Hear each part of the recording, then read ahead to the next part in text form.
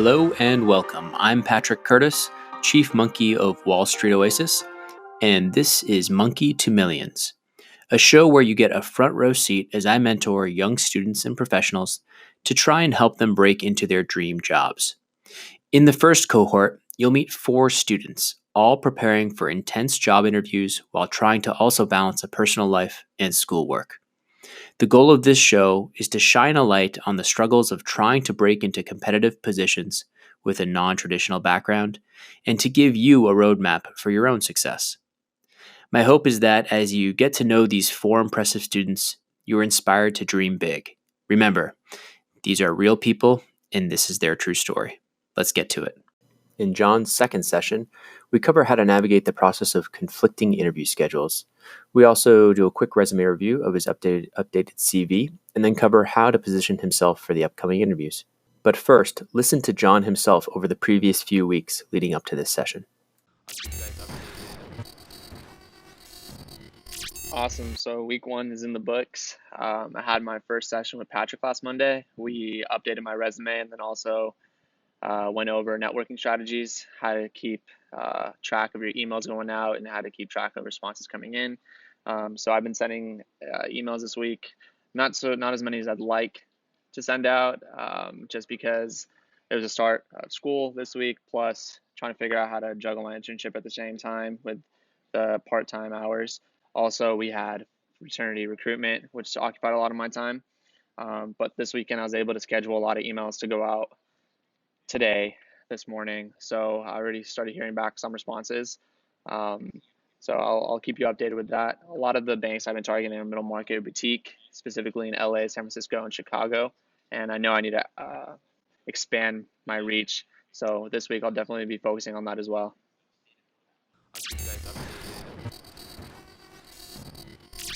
Okay, sweet. Week 2. Not as active as I'd like to be. School's picking up for sure. And it was my mom's birthday, so I had to go back home for the weekend. But over the course of the week, I sent 30 emails. I got 7 responses and I had 3 calls. And then also set up 2 calls for this week. And last night, I set 20 emails to go out this morning, as well as like maybe 7 to 8 LinkedIn connections, like with little notes.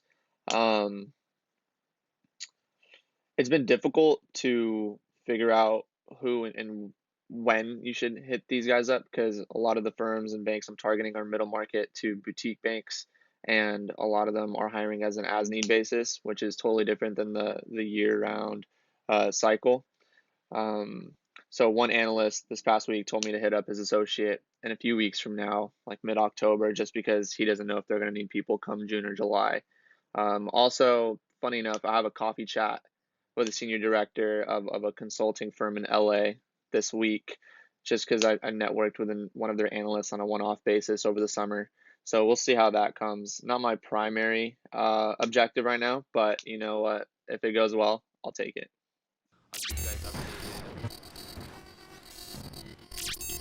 All right, it's week 3 of school and week 3 of updates. I have a first round in-person consulting interview this Friday with Alvarez and Morsal, and then another first-round phone call with FT Partners in 2 weeks from now. Still networking, but not as much as I'd like to. Sent out maybe like 20 emails this morning and had about 3 phone calls last week. Actually, one of them is pretty funny. It turned into an interview. I guess the phone call went pretty well, and then he automatically started asking me technical questions.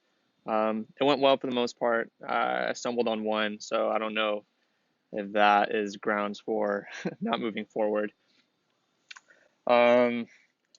School's picking up. Midterms. I have one midterm this week, so it's hard. It's been hard juggling that, my internship, as well as trying to land and recruit a full-time offer. Did kind of poorly on a quiz last week, so not used to seeing that, but I guess it's motivation to stay on top of that. So we'll see how it goes. I'm excited for the interview this week, though. So this is kind of the second session, right, man? Yeah. You've had some crazy updates since our first session. You had a first round interview with a consulting firm, right? Mm-hmm. That's right. And You made it to final rounds, which is this Friday, which is Mm-hmm. cool. And then you have a first round with a boutique investment bank in SF, right? Mm-hmm. That's right. So I know those guys. I think it's probably going to be technical. So right now it's still scheduled during the Super Day, right? Yeah, I'm gonna get back to them tomorrow just because they didn't get it back to my email yesterday. So what did you say? Just the HR person, the person who said you had an interview? Yeah, just the woman that reached out to me. I can tell you what Yeah. said. I pretty much just rephrased what you told me to say. And she didn't get back to me. So Okay. Um, and yeah, I sent you over resume. you sent it. Cool. Yeah, So this is the new resume that you did. yeah. Just in the WSO format. Perfect. Let me take a look here. I'll pull it up. So you're kind of in a tough spot because you Mm. have the consulting interview this Friday, but you are definitely interested in banking. Mm-hmm. Oh, interesting. So this stuff you highlighted in yellow, why did you highlight that in yellow?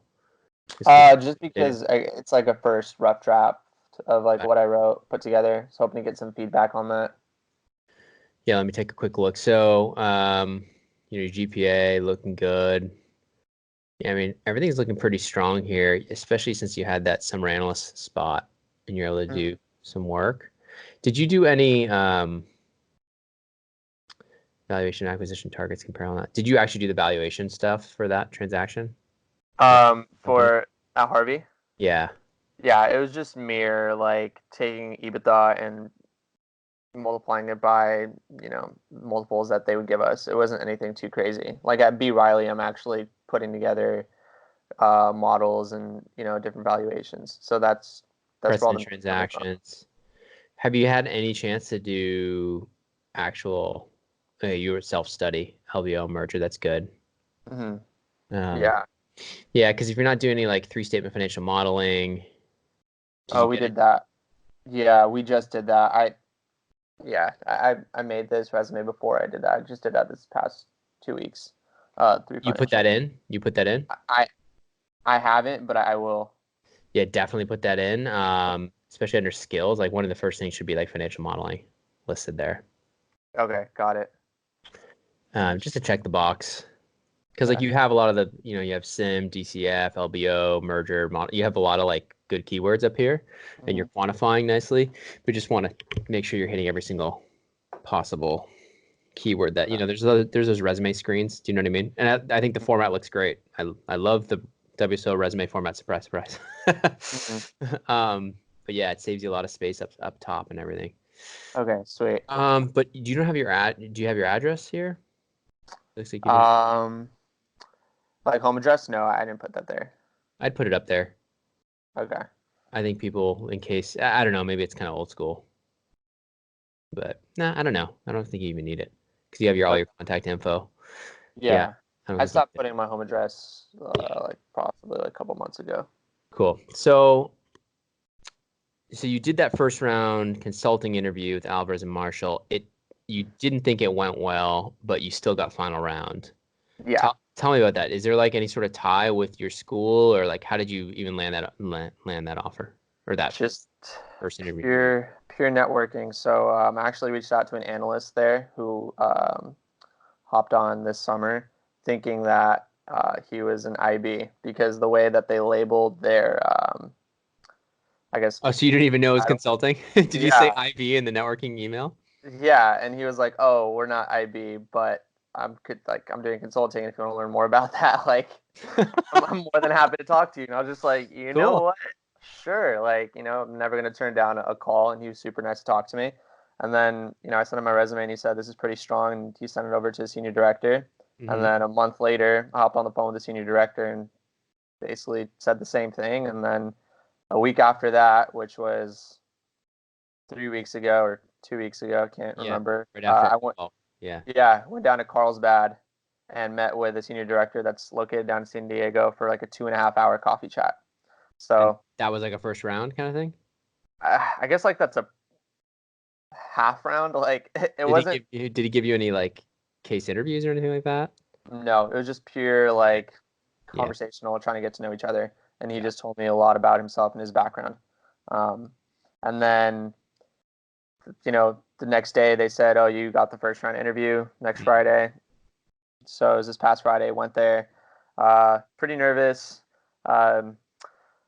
So it was 30-minute behavioral, then 30-minute case study. Behavioral was different because they didn't really. It was 2v1. They didn't really ask me, which I've never been in a 2v1 situation. Yeah. situation. Actually, I take that back. At Disney, I was in 2v1s, but it wasn't as serious as it was with A&M.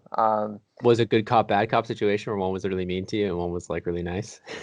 I would say so. The senior director was really. Oh, you're breaking up for a second. Excuse me. Sorry. The senior director was what? Senior director was a little mean, and then the manager was a little nicer on that front, like kind of clarifying questions that the senior director was asking me, and he was like, "Yeah, if you need a minute, just like think about it." Senior director was just like, "Go, go, go." Right. And so what were the type of questions? Like, tell us about a time you struggled or like stuff like that? Yeah. It was basically tell us about a time you worked with a team and you guys had some conflict. Tell us about a time where you had to take one for the team. Tell us about a time where you contributed a bigger portion to a team, like that. And then did you have enough stories to pull from, or did you start running out?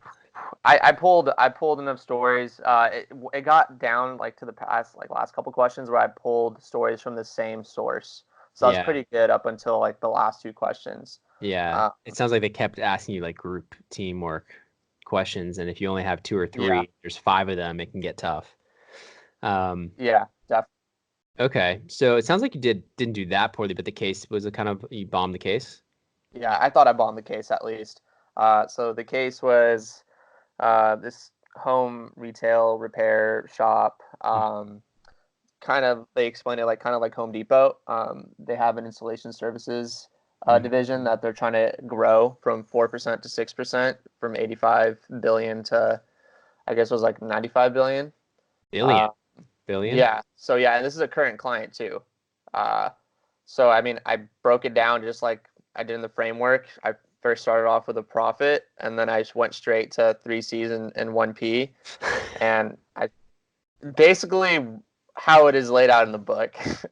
I started asking questions like I read up on, and there wasn't any data or guidance that they gave me. They just said, "Oh, you to lead." So what was the prompt? Like they said, what would you do? Like they would grow their installation business? Yeah. What was the Yes. That was sorry about that. So it was we're trying to expand this like product line within 5 years. How would you do it? And they gave me 3 options. One was, internally growing it. One was through acquisition. One was through franchising. And then through that, they're like the competitors were like other retailers like us, like mom and pop shops that also did retail, but also did like installation services, and then pure installation service plays. So I couldn't get any data from them at all. They wouldn't tell you any like margin or profit data or anything like that.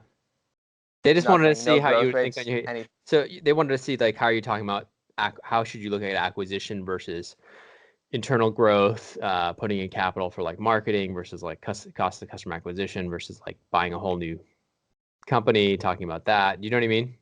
That's probably what they're. Yeah, I guess. Just getting at.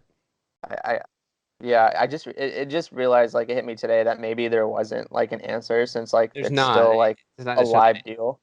Yeah, it's not necessarily an answer. It's more like how did you think through the problem, and how granular were you able to get in terms of like structuring the problem? You know what I mean? Mm-hmm. And so the final round, like, don't feel like you have to find an answer. And if they're super vague about not giving you information, really just try to structure things out, and you can just even start making assumptions. So it sounded like they gave you some data. They said like top line revenue was 85 billion for the whole company. Mm-hmm. And they're looking to grow installation from 6 to 8%. 4 to 6. 4 to 6%. So, doing some back of the envelope math, you could start with that and be like, okay, well, so at 4%, it's, what is that? So 10% would be, 8.5 billion, 4% of that. So about half of that is about 4 billion, just say. So it's about Yeah. a $4 billion Yeah. business. I Or got something. 3.5. Yeah. So you're probably more accurate Yeah. than I am. Just doing it in my head.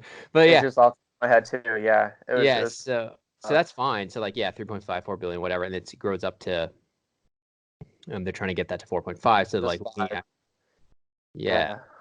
So it became 5 billion. So yeah,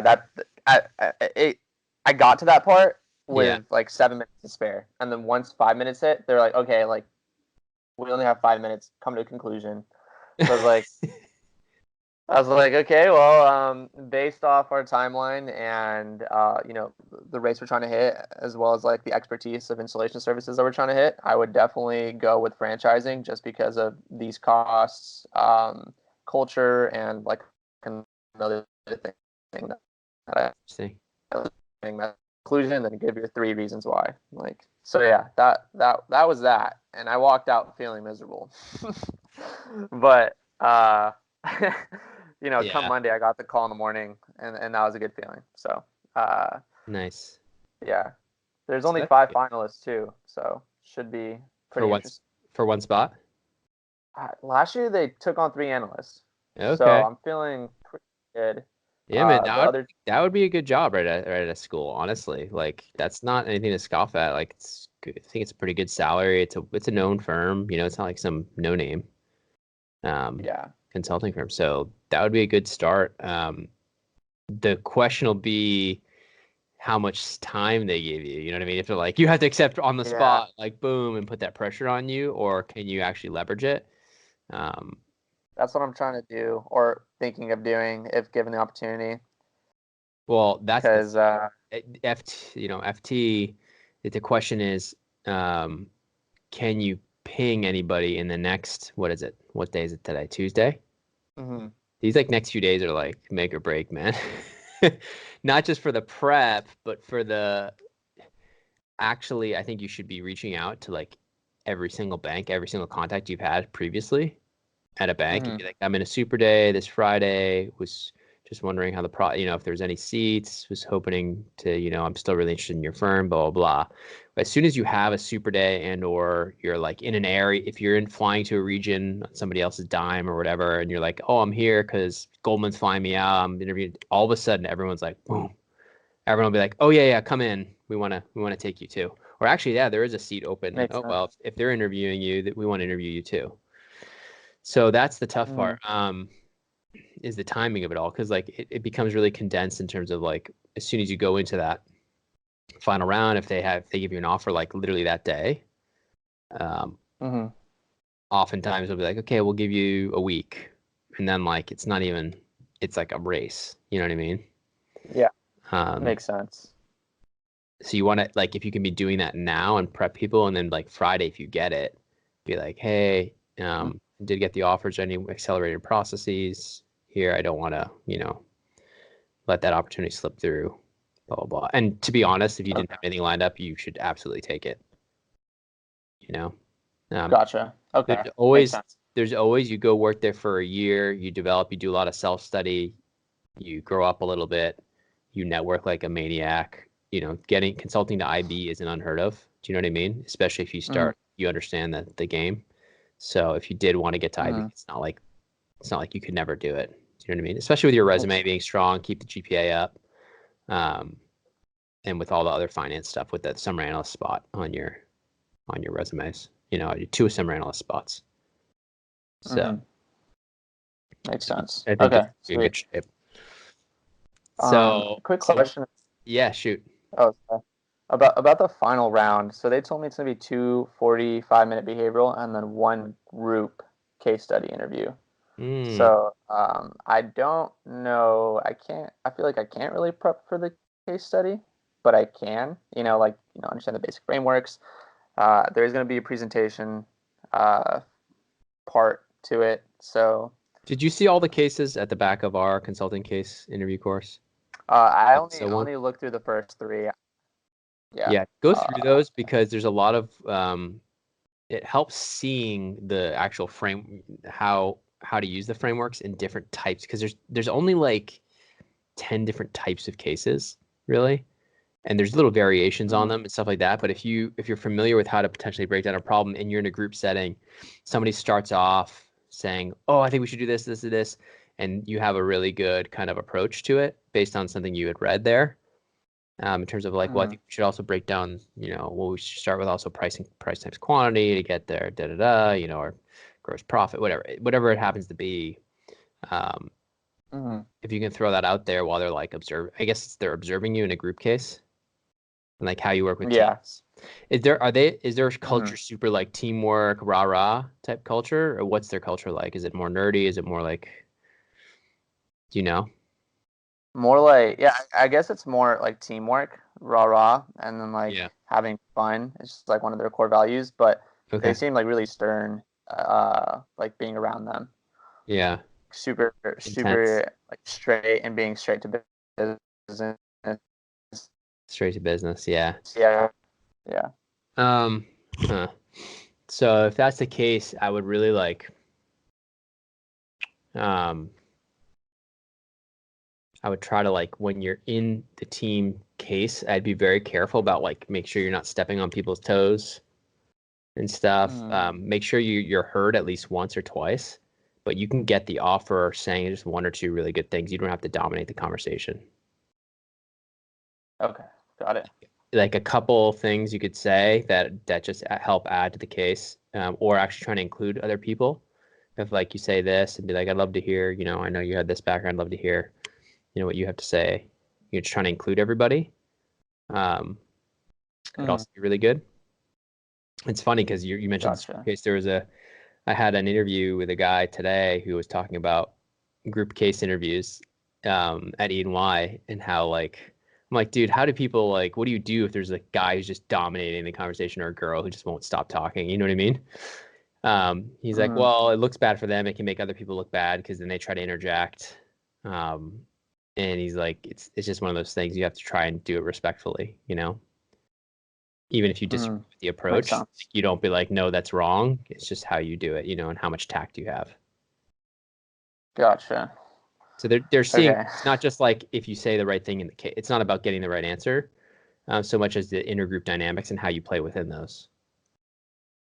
Does that make sense? So like they're observing as much like how you interact with everybody and like how respectful you are, and they still want to see that you have a brain on your, that you ask good questions and or you say something semi-intelligent, but really just try and be respectful and I think you'll be in good shape. So I'm feeling a little more at ease this week than last week. Yeah, I mean, because you thought you bombed the case and you still made it to final rounds, so like that should tell you like there's no right answer. They liked you as a person, which I think can go a long way. That can carry you all the way as long as you say a couple smart things. You say like one really smart thing and they really like you as a person and they're like, wow, that was really sharp what he said there. Boom, that's enough to like carry you all the way. As long as you don't like put your foot in your mouth in some other case or something like that. You'd be surprised like how much likability comes into these things, especially with all the fit. So on the fit stuff, do you feel like you have enough? Like it might make sense if they're teamwork. It might make sense to actually come up with one or two more other stories. Yeah, that would definitely help. So like, what about B. Riley? Did you have anything from your time there yet? I know it's only been a couple months, but any specific group work you've done or teamwork? Yeah, like I guess the only teamwork at B. Riley that I've had is with the other intern. Usually, like the associate brings us into a room, gives us an update on whatever project he's working on, and then gives us a piece of his sim to work on, or gives us like a one-pager or industry report to work on, or gives us a piece of a model he wants us to put together, and then we'll basically go back to our desks and we'll split it up amongst ourselves, and that's really it. I think that's the extent of teamwork.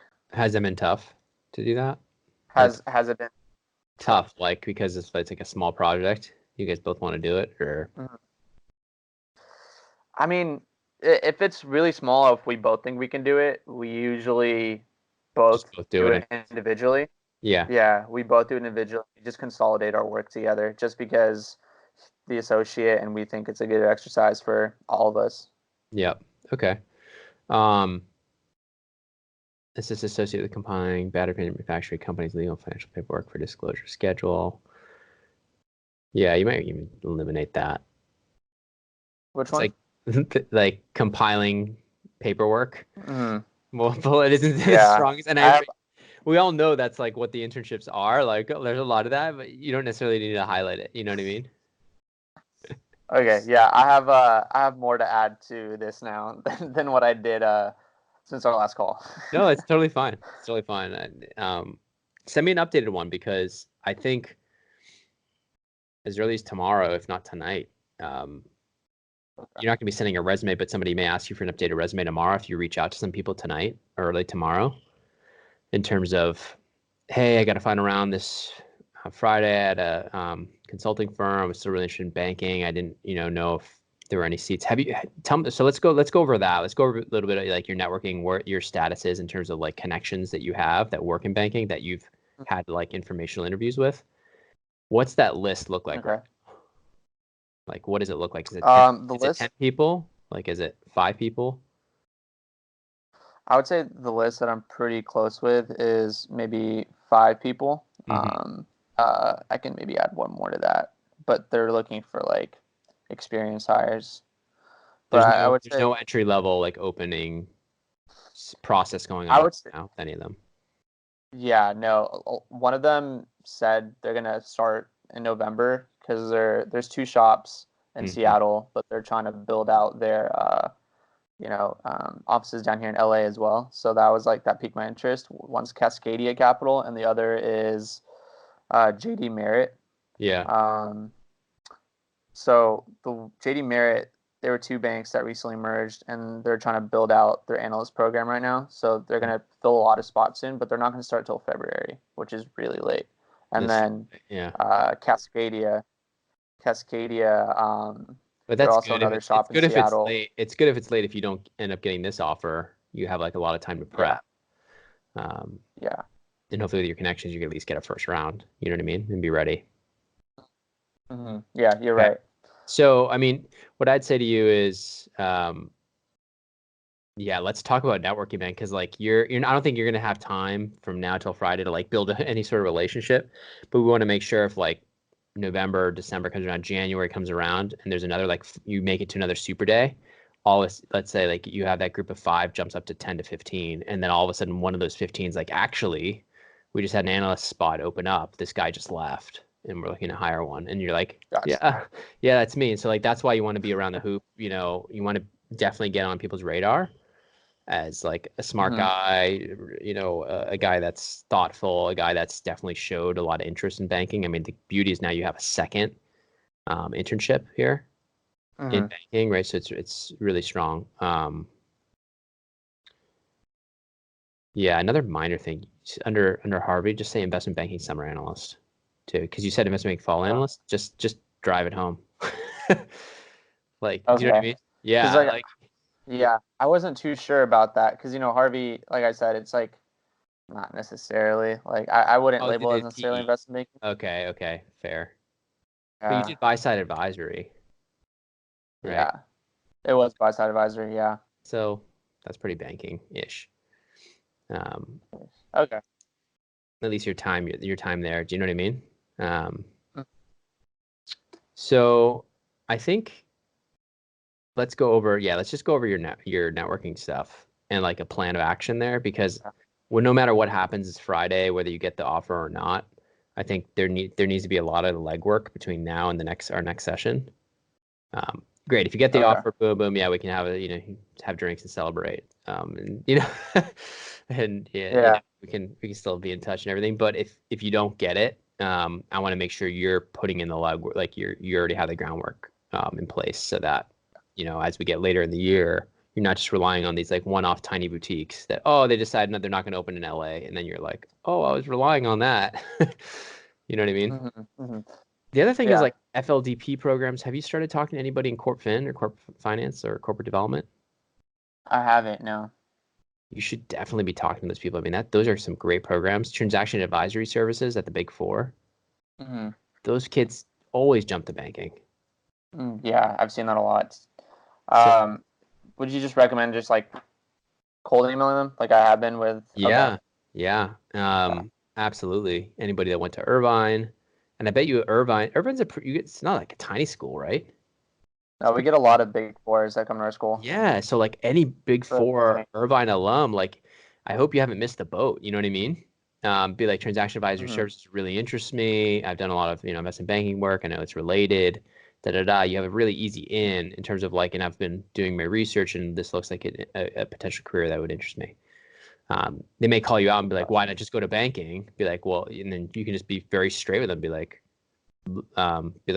I am interested in banking as well. I just, I don't think, I'd be and I'm not as arrogant to think that that's automatic. Do you know what I mean? So I'm looking at like, and the Big Four have a great reputation for TAS. Mhm. So, that you don't have to lie and be like, oh, I would never go, I want to go TAS more than banking. You know what I mean? Um, but you can say like, I think TAS is a great place to learn. There's a lot of smart people, blah, blah, blah. Yeah. But yeah, I would focus on young professionals, alum first, that went to Irvine that are in TAS. That's like your number one. Then just talk to anybody in the Big Four that went to, sorry, alum. And then Okay. anyone at the Big Four that is in TAS. And we Got it. should Got have it. it's so like almost in that order, right? Because the Hmm. alum are going to be the highest hit rate. The people in TAS, if you have like a good story about it, like then I think you could get a decent hit rate. So the question is, how do you find these people, right? LinkedIn, obviously, right? Is that what you've been doing, where you've been doing most of your stuff? Yeah, basically most of my search has been LinkedIn, and from there I either reach out to them through that or So you email have them. over 500 connections. Remind me, did you have that before? No, not. I built that over the summer. Yeah. Okay, nice. That's good. So I think really important that over the next couple months, no matter what happens on Friday, and even if you get the offer, man, because if you get the offer and you accept it, like, and you eventually want to make that transition Hmm. or leave that door open, you should keep networking through your senior year. You're never gonna. I know it's a lot. You're juggling a lot. I heard one of your updates. You're like, I have midterms. I'm doing recruiting, and I have all this other stuff. I get Yeah, it. I get it. But it's like it's still gonna be one of the easier times, because when you first come out of school, they makes just sense. they just work you. Yeah, I So, believe it. yeah, yeah. So what I'd say is just like really, really let's go over it. Like, what are you sending people that first email? Let's even just like dive into it. Do you want to share your Okay. screen, or do you want to just read it to me? That's fine. Either one. Yeah, I can share my screen. Okay. Let's see. More options. Share screen. So like, how many people have you reached out in the last like since our first session? Have you reached out to Um, a lot or not a lot? 20, 50, 100? I would say 50 maybe, and I've been using all these follow-ups, like all these. See this inbox? Most of them, all of them are Right people I need inbox? to reach back out to. Are you using right inbox Yeah, yeah. like we discussed? I Okay. I used follow-up at first, and then I went back to right inbox. But basically, this is what I say, whether it's on LinkedIn or via email. Mm-hmm. Can you Are see you? my screen? No, it's okay though. But how are Oh, you even it's bottom right hand corner. It looks like the two little oh, there we squares go. on top of each other. Got There it. we go. Cool. Sweet. There we go. My name is Joe. I'm an incoming senior. UC Irvine, majoring in quantitative economics, like full-time investment banking opportunities this fall. I was hoping to speak with you about your career and time at Baird. We really appreciate speaking 15 minutes when you're available. Thank you. Okay, so you're using followup.cc. So you got no response there, right? Mm-hmm. Okay. Um, and so how did you find this contact specifically? He was alum? LinkedIn. Like What I think I mentioned this on my past call. There, I mean, I hit up all the UCI alum that I found in IB over the summer. Actually, one of them it was from or an alumni of my fraternity, and he got poached from BAML to GS, but that was just recently, so he can't do much for me there. got it. Okay, so he's kind of said sorry. I'm like too junior or whatever. I Yeah, can't do. Um, yeah. He's actually VP, but he's just super new. can't do much there, and the recruitment is already closed. He was nice enough to like have a few phone calls with me over the summer and kind of guide me. At the end of those calls, are you asking for like anybody else he knows that he thinks you should Yeah. talk? Did he He give actually you recommended me.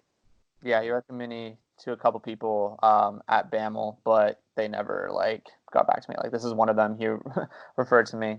There's like a this second like follow-up email over here is where I kind of like stumble because I basically just repeat the same thing. Yeah, I wouldn't do that. Because I think they can always go back at the chain and look. Yeah. Yeah, he actually did respond after. Someone And then next week. Yeah, what'd you say? yeah, and then I basically gave my availability. Oh shoot.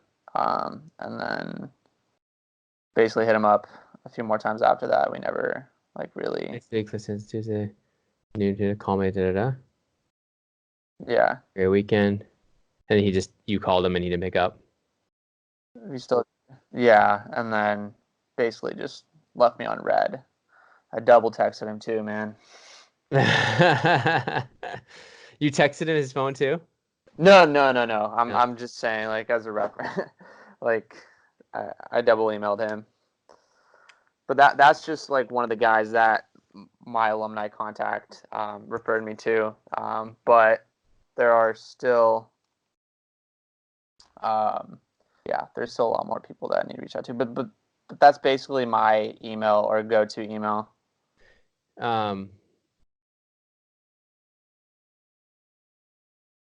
Yeah, about your career and time at Structured Capital. Okay, does that Caltia Structured Capital look slightly different than the rest of the text?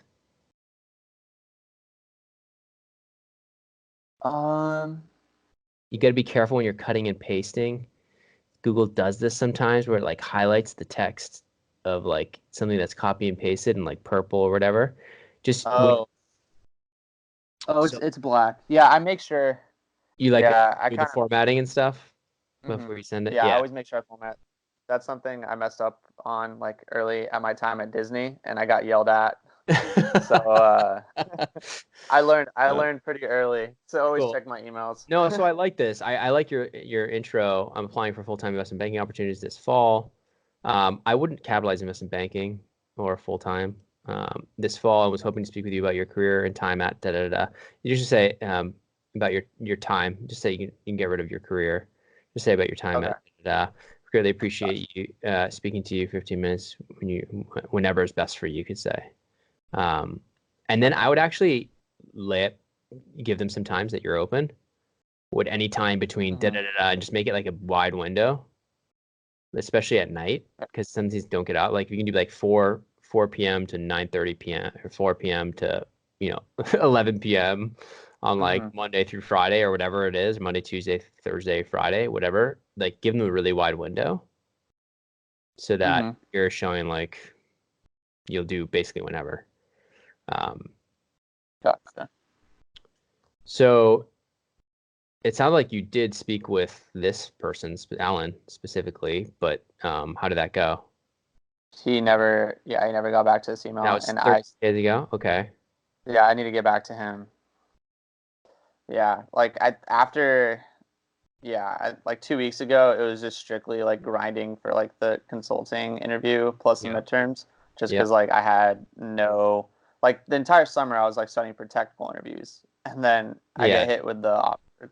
Yeah, so I had to do a full shift the past week and a half. Yeah, to get ready for the consulting.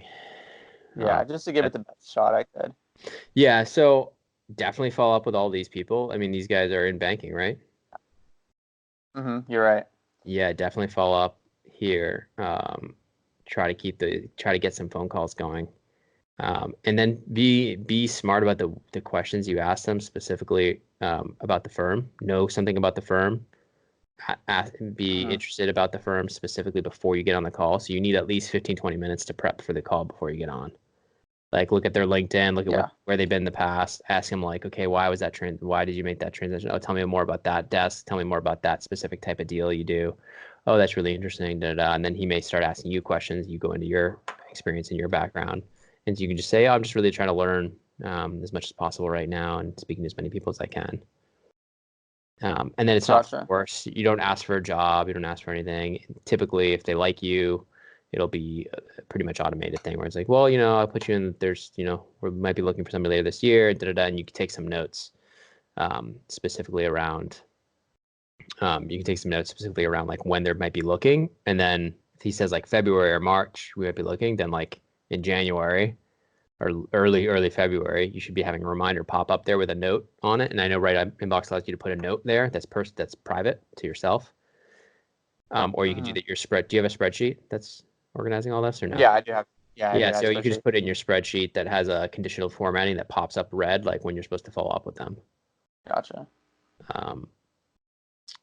So that way it's like you don't miss shit. Nothing falls through the cracks. Because like people will tell you this in sales, like if you start letting things fall through the cracks, your odds plummet enormously. Even with us, when I'm trying to book guests for podcasts, we send out a blast email, I think, to a couple thousand people with former investment banking experience, and I got flooded. I just got absolutely hammered. And it would have been easy for me to like follow up with some people like, yeah, what's this about? And I would send an email. But then like they wouldn't respond. I didn't let it go. Like I'd be like, hey, just seeing if we could just grab a time to chat like 3 weeks later or a week later. And then again, got ignored. Then 3 weeks later, I'd be like, hey, just really was hoping to chat for 5 minutes. And then boom, lots of times that third or second or third one, they're like, fine. Or they're like, after that third one, I'm like, okay, I get the hint. Like they're not interested. But typically if they've responded, it's a pretty good sign. You know what I mean? Makes sense. And I think what you did was good. I think just give them to reduce the number of times back and forth, give them the availability like almost I'm thinking like up front, and make the windows really wide as you can make them to be available. Yeah, I definitely will. That makes sense. Because then it's like one step. They'll be like, yeah, let's talk at 7 p.m. Call me here. Be like, great, it's on my calendar. And then make sure you don't miss that and you're early. Got it. Other than that, I like the email. I just tighten it up a little bit with the extra words and stuff to make it even shorter. The follow-up, I didn't like the second email you sent where you just repeat it. I think better to say almost just a one line with a question mark. It puts almost a little bit more pressure, kindly, where it's just like, you know what I'm saying? Like just hey, just following up here, was hoping to get, even just 5 minutes. You could go from 15 minutes into like even just 10 minutes. Do you know what I mean? So it's like, oh, how can they say no to 10 minutes? And be like, and if you're doing this for your emails you've already sent in the past, then you kind of have to maybe give a window there. But if you've given a window in the past, you can be like, I'm available at the same times this week. Just repeat that. 4 to 7 p.m. 4 to 7 p.m. every night, Monday through Friday, or 3 to 10 p.m. I know, except for Thursday or something like that, whatever it happens to be. Where like if you have to step out of class, if you have to step out of, your pickup basketball game, whatever it is, like you're gonna do it, right? Like this is not too much gym time lately. Yeah, so I would, it should take priority over everything. Even a little 10, 15-minute call can just completely change your career and get you that first round interview, and you need to get more. Because if this doesn't work out or FT doesn't work out, then we want to make sure you're at least starting to stack the blocks to get yourself into 10 to 15 to 20 first round interviews, not like 3 to 5, because you're going to get better too, man. The more interviews you do, the better you're going to get. So I hope so. You will. It's just natural. Like I had like 15 interviews my senior year when I was at Williams, and it's not a coincidence that the only offer I got, and this was in major recession time right after 9/11, the only offer I got was my last interview. It's literally because just I was so much more polished on that like 15th interview than I was on that first one. Even though I made some final rounds, I made a final round. You just become more natural at your stories. You become more genuine. You can focus more on the delivery and less on the content, because you know it's going to be coming. As soon as they start asking the question, you know exactly what you're going to talk about. And so your focus is less on, oh shit, what am I going to say? And it's more on, let me just like deliver it really well. Yeah. Does that make sense? It makes a lot of sense. And that's why the mock interviews, whether you're doing them with me or with a friend, I would really, really, really recommend it. Or even just videotape yourself on your webcam talking for your stories. It sounds stupid, but man, you watch those videos, you'll be like, oh man, that was horrible, or that was really good. I want to keep that, and it reinforces it. So if you drill like an hour a night, tonight, the next night, and the next night on consulting on your fit questions, and record them and then watch them back, you're not only just doing, you're actually not actually just doing it, you're actually watching it and reinforcing it right after. And then potentially fixing areas where there might be some weaknesses. Okay.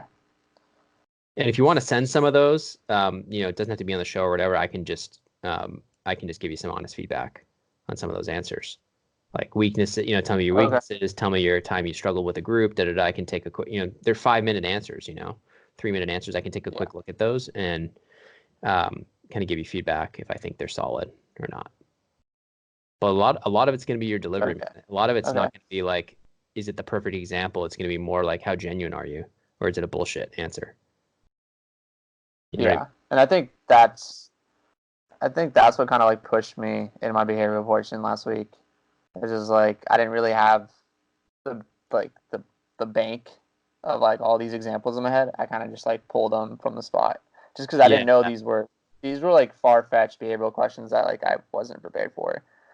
I'm prepared for like the weaknesses, strengths, or like tell me time you worked in the group, but like there were other questions that I just wasn't the wrinkles. Yeah, you got to be ready for the wrinkles. And the beauty is if you have enough stories set up in this framework. So if you read the behavioral interview course and the investment banking interview course, one of the first few things we say in the first few pages is the structure STAR, which is situation, task, action, result.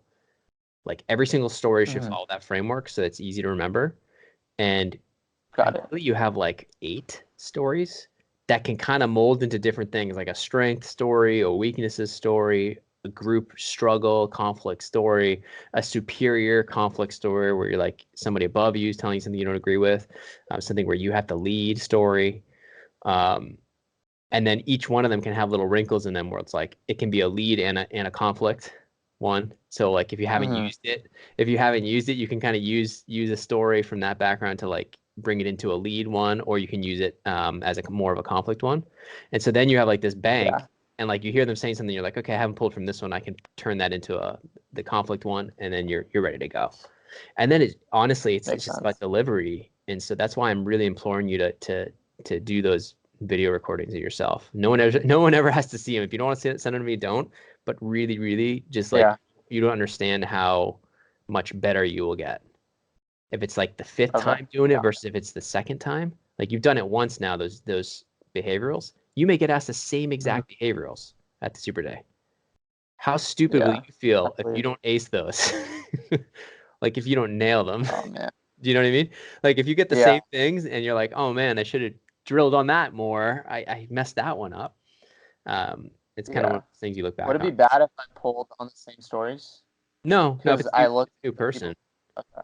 I looked at the people interviewing me. There's only one. They're doing the pairs again. There's only one person within one of the pairs that interviewed me last time. I think it's fine. If they're asking you the same questions, you give them the same stories. And ideally, it's even more polished this time. You know what I'm saying? Yeah, got it. Yeah, that'll be, if I can just draw upon the same stories, that'd be so great. Yeah. Yeah, and come up with a couple more, because it sounds like at the end you were running out. And you didn't you're right. know how to pull them in, and you were kind of like coming them up on the spot, which is super hard to do. You're a pretty natural speaker, and you're pretty relaxed. You're more chill. So you don't have like this nervous, you're not like somebody who completely freeze up. So that's good. You have that natural kind of relaxed air about you, which helps you in interviews. So don't lean on that. It's a big mistake to lean on that, thinking that's enough to get you through to the offer. Because that's what I did initially on, and I just didn't make the cut, made the cut to final round, didn't quite make the cut, you know what I mean? And then it got better and better and better, and then that's when I got the offer. So Yeah, it's unbelievable that so many college kids, they're like going through, they're just focused on classes, they're focused on partying, focused on all this stuff. And it's like, dude, the most important skill in like your career is interview skills. It's there should be a course where like they Yeah, just force you to mock interview all day, every day. If actually I wish. if college and universities just sat people on, made you pair up with each other and give each other feedback and record you on a video and showed it back Mhm. to you with just the general stuff, like, okay, here's this course is on accounting interviews, on finance interviews, on this, and they did that, the number of people that would get employed at better jobs from their university would just explode. I It believe it. would. It would, man. I mean, it's just practice. It's a skill like anything else. Patrick, I'm Patrick gonna sell that for to chancellor at universities. UCI. Yeah. I'm gonna go to Yeah, universities and be like, let us just drill your kids. Like, so that they yeah, all actually yeah, land a job.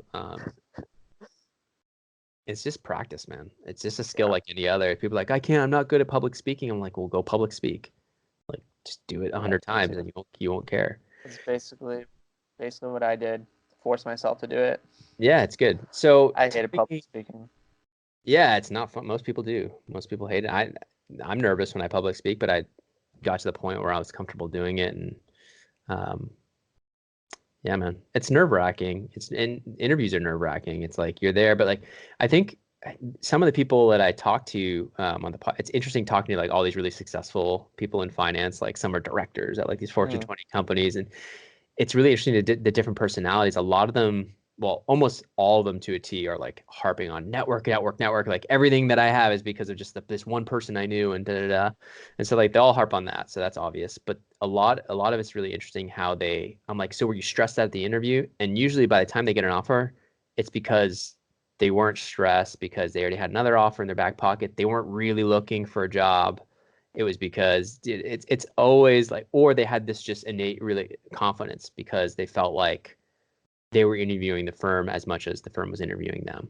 So if you go into that room and you Makes sense. think to yourself like, well, I don't even know if I'd want to take this, and you can kind of have that in the back of your mind, especially with this position because it isn't banking, that's going to give you You're right. such an air of just comfort sitting there and be like, if I bomb this, it's okay because I'm on the path. I know what I have to do to give myself a lot more at bats for this year. So just like Mm. go in with that attitude. Don't feel nervous. The case interview, just try to think creatively. Review those cases at the back of our course, at the consulting course, so you can see kind of different Mhm. types. Because sometimes it's a silly little it could be like a silly little trick on profitability or margin across divisions or something that like if that's common sense, but like if it doesn't come to you during the case, you're going to be like you could be floundering for a half hour and not Mhm. look as good as somebody who like just knew it. You know what I mean? Yeah, Okay. makes So sense. Sweet. so yeah, practice, and then like I don't think we're gonna have time, but like your your network, like you only have like 5 people you've done informational interviews with, kind of in banking right now. I've done a lot of informational interviews, but Okay. the ones that I feel most comfortable, reaching out to and telling them that, like, hey, like, I have this Why wouldn't you super tell day the coming other up. people that you've done informational interviews? You just haven't been in touch for a while, or what would make you? What would Yeah, stop I, you I from talking to those people? actually I don't really know. I, Like, I did you guess feel it's like like there was like a connection one I there? feel like I had developed. Yeah, I feel like I just wasn't the best connection, and I haven't reached out to them more than once. But if you say that, it doesn't matter if you've only reached out to them once, then I'll go for it. And I Like think, since thinking about it now, I should. you've only reached out to him once since your initial kind of informational interview, or what do you mean? Yeah. That's not that bad. I mean, you don't want to be bothering them all the time. Be like, hey, I just wanted to give you a heads up. I wanted to thank you. Just say thank you Hmm. for Okay. the just be humble. I just want to thank you. I'm in a final round interview this Friday. Of course, I'm sure the process is probably locked up, but just wanted to send you a message just really to say thank you. And if there is anything that does open up, I'd love to be in consideration. Here's an updated resume. Again, no worries if nothing's available. Blah blah blah. I'll Mm. you know I'll keep you updated. And so just get in the habit of making Okay. sure you don't let any of those balls drop, Because you may come out of that interview thinking, oh, this guy didn't like me, I was awkward, but they may come out being like, oh, that kid was a nice kid, I hope he does well. And they just may come across as like jerks, but not really feel that way internally. So don't assume. You know what I mean? So how many informational interviews you've done? Like you said, you have 5 you feel kind of close to. Are they more junior people? I would say 7 now. One's a VP. I mean, I'm adding them up now. Yeah. One of them is more senior. The VP at Goldman. Actually, I'm not even including that one either. Okay.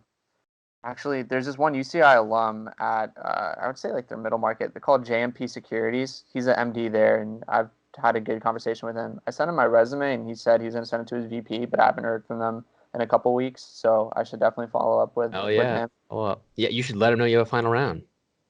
Yeah. It'd be like, I'm in a super day. Yeah, call it super day. I like that. Definitely call it super day. Don't call it super day. So call it a super day. And if they're like, where, then you just tell them. But hopefully they're just like, oh shit, like let's get them in. Don't we have one? Yeah. And really, if you structure it in such, if you want to send that email like what to say, I can take a look at it before. But something along, just being humble and like, thank you. Just want to thank you for your time. Just want to give you an update. I have a couple interviews this week. I'm in a super day this Friday. I know it's probably too late in the process for your firm. I don't know if you guys were still started the process. I don't know if it's too late or too early for the process for your firm. I'd still be really interested. And they may not even know you're interested in working at their firm, and they should have assumed that if you were doing an informational interview. But you explicitly saying it now it's a nice opening to say it. But if it's only 7 people, man, the odds of that turning into like a first round interview is pretty slim. Yeah, especially I believe it. And yeah, but you should still do it. Okay. You should still do it. And you said do that before the final round or the super day? I would, yeah. I'd get that out tomorrow. Okay. And don't spend literally it should be like three lines. And if you want to shoot that on Skype to me, I'll take a quick look at it and be like, yes, send. And just attach your new resume. Send me your new resume. I'll take a quick look at that. Make sure it's looking good with the new bullets. And then write me like literally a 3-line thing, like a template that you're going to go out to about like your super day and stuff like that and how you're interested. And I think you should go with that. And as long as it's like a thankful email, it's not like, oh, you should hire me now because I'm in a super day. You don't want to be like, it's almost like you're excited. You almost want to come across as like excited. Their conversation was really helpful, kind of thing. Makes sense. What else could we talk about? So yeah, man, I think you need to get. You're saying you did a lot of informational interviews. You're telling me 7 though. That's not a lot. I need a. Well, I mean. Yeah. Yeah. I felt like I did a lot, but like 7 that I really think could turn into something. Yeah, that's not good. But what do you think? Like 20 overall, 15 overall, like even the ones that. Why are you saying the ones that didn't go well? Like, what do you mean? Like you felt stupid in it? Like, why are you saying the ones that you met in person with these people, or you just got on the phone with them? Just got on the phone with them, and I feel like I really had a good connection with them. But what about the people other who didn't feel like they were just kind of hanging up on you? They want to get off the phone, kind of thing. Yeah, more or less. Or they just like blatantly said, yeah, we're not like hiring or we're not recruiting anymore. There's never that's temporary, right? Yeah. And they're just like, oh, this kid just wants a job. If you stay in touch with them and you hang around it's like hanging around the hoop. It's like you're getting boxed out, right? To the basketball analogy, like you still gotta like try and get your way around, right? Like you're not just gonna like sit there and be like, oh, I got boxed out, like I'm done. You're right. Because you never know. Like I could like something could happen where they're like all of a sudden they're like, oh, I moved firms and we are looking for an analyst. You never know. That makes sense. Yeah. You're right. So yeah, those places you put, those contacts, anyone you actually spend the time to get on the phone with, please don't let that just die completely. And guess what? The good news is even if you did it this summer, they're not dead. Like that's a couple months is actually like perfect, so you're not like this annoying past like every week or every month being like, hey, this is what I'm doing. Like they care. So it's fine. It's actually good. Like if you did it in like June and it's now October, it's kind of a good time. Okay, sweet. You know what I mean? That's perfect to hear. And you have a reason to be telling them, like, it's a thank you. I'm really excited. I'm in a super day this Friday, and I have a couple other interviews scheduled. I just want to thank you for your time. If anything, I know you mentioned that there weren't any spots. Anything did ever open up, I would love to, have the opportunity, but totally understand if that's not the case. Wishing you the best. I'll keep you updated. That kind of thing. It's kind of forward. It's kind of like you're assuming they want to do this, but like typically But it's polite. It's polite. It's like, oh, this kid has energy. He's positive. He does have a final round somewhere, so somebody wants him. You know what I mean? Or like he's close. Yeah. So don't feel like. I mean, what's the worst case? They're not going to like blackball you for sending that email, a thankful email, and you're going to get nothing from sending nothing. So might as well shoot your shot, right? Shoot it, man. Shoot lots of shots. So like, I would love for you over the next, let's say this case interview doesn't go well. Let's say you nail your fit, but the case just bombs and you just miss the offer. And let's say you get to final rounds at FT, but your technicals aren't sharp enough, and that happens, later this month or early November. And we get to Thanksgiving, and all of a sudden you're like, man, I can't do this. At that point, I really want you to be from 15. I want you to be up to like 30, like at least. Do you know what I mean? Of people that like in the industry, and especially if you you should be absolutely widening you don't want to miss. You don't want to be like putting all your eggs in the banking basket and then totally miss transaction advisory services, Big Four, other things that could actually lead to banking. FLDP programs that are really awesome to get you a wide exposure to all the different parts of the business in Corp Dev, Corp Fin. Those are legit. Those are competitive to get into. So don't think like, oh, I didn't get banking. Like this is a cakewalk. No, you need to be polished in those too. Okay. So, does that make sense? I know I feel like I'm being hard on you and tough on you, but like. No, that's totally fine. I appreciate like the honesty. Like that's really how I want it. So that's awesome. It's gonna be harder when you're in banking. I can tell you that. If you end up with a job at FT Partners, I can guarantee you'll be working 80+ hours a week. And so you do the math. Oh yeah. Imagine you're doing 80 hours right now just on recruiting.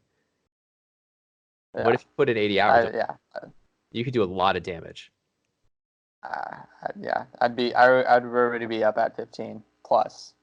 Yeah, so like I know there's recruiting and I know there's schoolwork, and you don't want to let your definitely keep your GPA up. That should take midterm this week that I'm about to go study for after this. Oh, fun. When's that? Thursday? Yeah.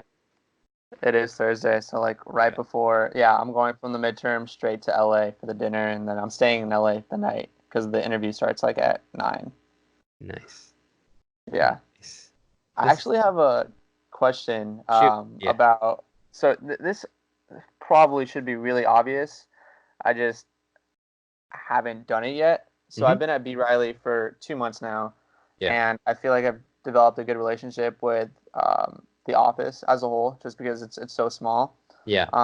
They don't offer full-time, or they don't offer return offers to the interns at the Costa Mesa office, but I do want to ask one of the MDs if you can refer me to the LA office. They have one in New York. They also have one in Virginia. And but don't all the LA interns get the offers there? Usually? I don't think so, because one guy that I talked to over the summer, like I reached out to him over the summer before I even talked to anybody at the Costa Mesa office. He actually was recruited off cycle. Okay.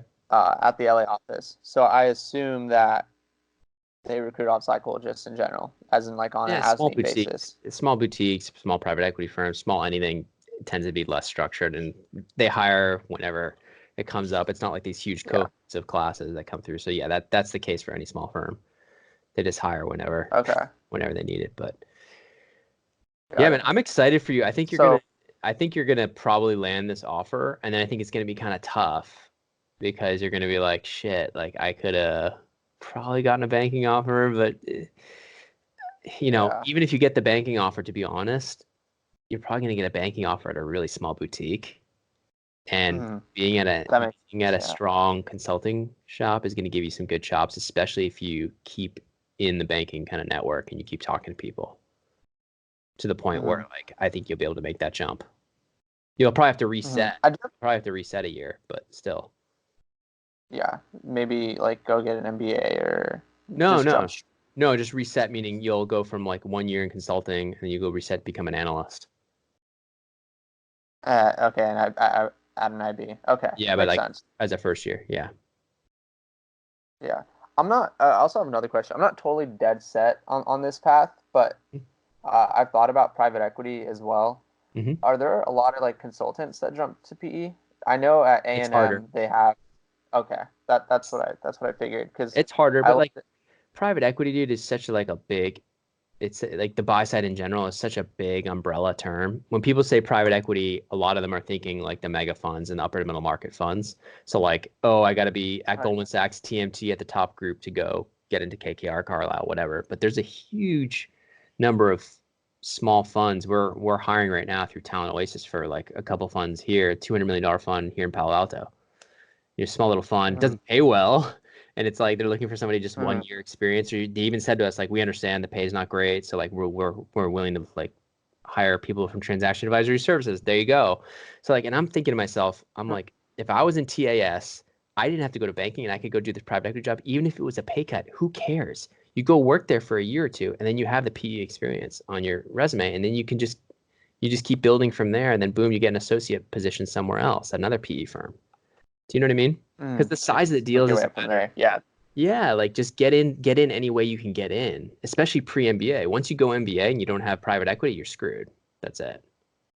Like it's super hard to get post MBA. So like the other thing is family office too. So like from banking, you can go to buy side, like to family. These family offices, they don't typically like advertise a lot of their opening spots. It's just like, who do you know? And it's like word of mouth. So that's why most jobs that are given are really never marketed. They're not on job boards. They're not on campus. They're through friends. It's like there's a hired guy. It's like, hey, do you know somebody, an analyst that's strong from the? Oh yeah, this guy. Da da da. And it's like they just talk to that guy, maybe a couple others, and they end up hiring that one guy or gal. And it's not a process. Do you know what I mean? And some of those jobs are awesome. Yeah. Some of those jobs are awesome because you're like given a lot of flexibility. It's like you and 2 or 3 other people, hopefully get along with them really well. And it's just like you guys have this really wide mandate to do all types of investments. So you can learn a lot. Yeah. But I wouldn't go, I definitely wouldn't jump there right out of school. I think going to a bank or consulting firm to get some of those, the modeling skill sets, the PowerPoint presentation skill sets, I think that's helpful long-term to you.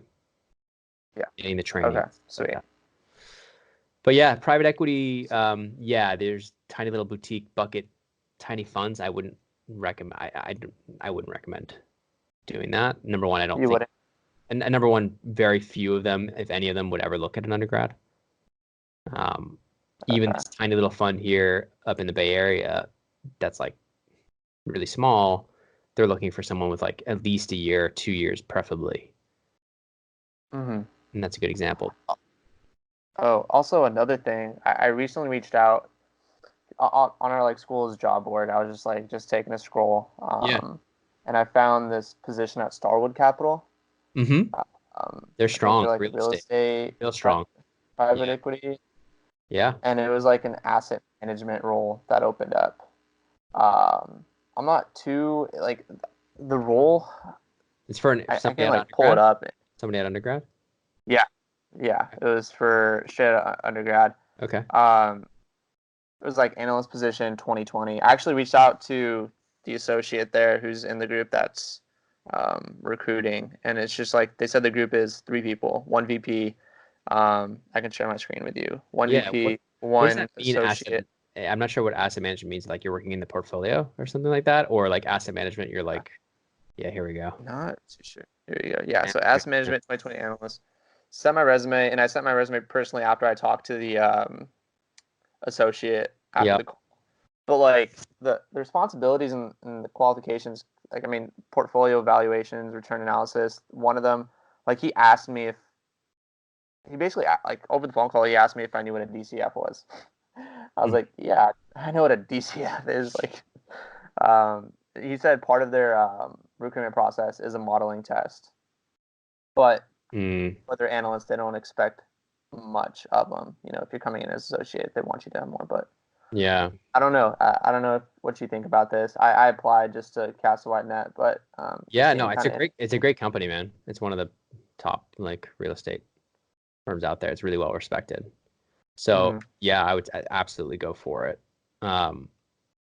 It might make you a little bit niche, but I mean, real estate's a great place to be. There's a lot of. I just had a call again today with another guy who works at a real estate private equity fund, actually in Newport Beach.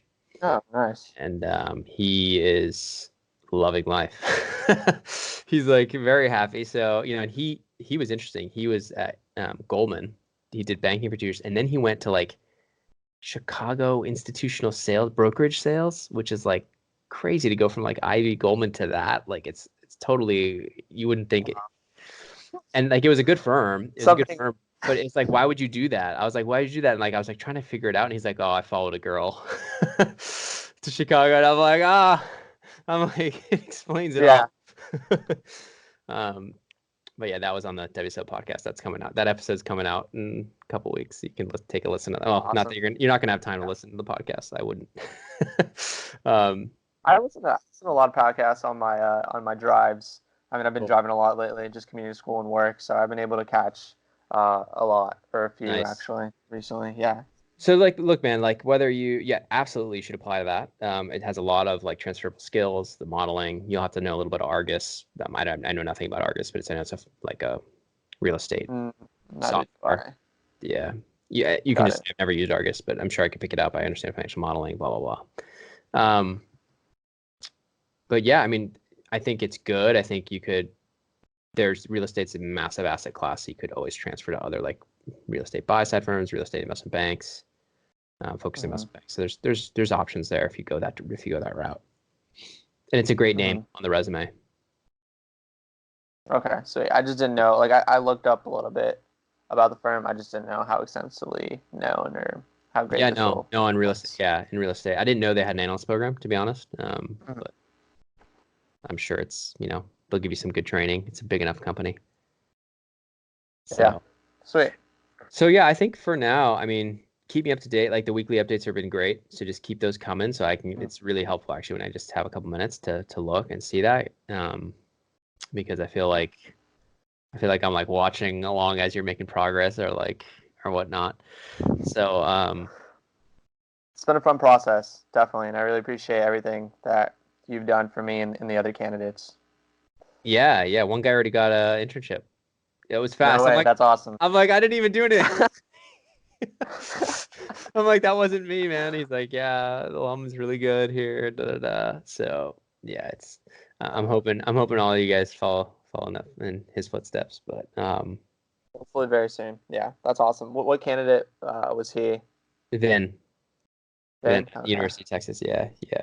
Gotcha. Is he staying down there for like oil and gas? Honestly, I'm not even sure. I think it's up in New York actually, which is what he wanted. Wow. Yeah. Oh, yeah, I did see the post. That's awesome. Yeah, that's a really strong alumni network. And it's a pretty strong school too, so they do well. Irvine's a little bit more of a non-target. No offense. But yeah, it's cool. I mean, it is what it is. He also they have like an investment banking club there, and they have like stuff where it's like straight on feeders into the bulge brackets and stuff like that. So it was very much like a paved path for him. I almost felt like I'm like, oh, dude, I gotta pick people that have a longer shot. That's what I said to him. Like I picked the wrong person. To be in it, but it's cool because the other people like yourself, I think this is the perfect thing for you. I think Andrew up in Canada, he's I think he's benefited, and then Grace in New York at Fordham, she's super young. She just started college, so there's a lot more impact that I can make there. So now, what does the process look like for Vin now in terms of like the weekly updates and I think that's it. I think that's it. I think he's like, yeah, we're good. Because that's basically it. Like if you have that internship, it basically is almost guaranteed summer. So it's kind of silly. Am I going to talk to him like, hey, what's up, bud? Are you having fun at college knowing you have that internship? So it's kind of like, it's one of those things. How many parties did you go to this week? Exactly. Yeah. So yeah, I think he's out, but I already have like a bunch of other people that want to come in. I'm kind of just trying to figure out, like, do I want to take on anymore? do you want to keep it at 3 or take on somebody else? There's one guy that reached out recently and I'm like, this could be interesting. A little more senior, like actually out of school. Oh, okay. So Not bad. we'll see. But yeah, man, I think you'll be good. Whether you get the job, go into this like literally thinking like focused, but no stress at all, because you have a lot of other you're going to have a lot of other at bats, because we're going to make sure between the two, like I'm going to make sure that I'm going to keep you honest in terms of the networking and stuff like that. To make sure you're like, it's got to get real very soon. Like this Friday happens, you don't get an offer. Like it's got to be like your full-time gig, like more than school, more than anything. Yeah, I'm wholeheartedly there with you. It's gonna be a grind for sure. I mean, it already has, but yeah, it's just gonna be on another level. Yeah, I mean, once you get that offer, then it's like party, it's relaxation and party time. Yeah, that's it. We'll see. Hopefully, yeah, we'll see. Cool, man. So listen, we'll talk again next month, maybe earlier. If you have like an emergency interview, we can try to schedule something earlier, like a super day at a bank or something like that. That happens, because I think this is kind of crunch time right now. We're getting into November, which is crazy. So anyways, yeah, definitely stay in touch. Let me know how things go, and definitely send me that kind of quick little templates and stuff, and I'll try to get back to you soon so you can get that stuff out. I'll let you go study for your midterm now. Great. Got that noted, and I'll send it to you tomorrow then. Cool, man. All right, have a good night. Yeah, you got me? Yeah, you too. Thanks for taking the call so late. Cool, man. No worries. Talk soon. Bye. Bye. And thanks to you, my listeners at Wall Street Oasis. If you have any suggestions whatsoever, please don't hesitate to send them my way, Patrick at wallstreetoasis.com. And until next time.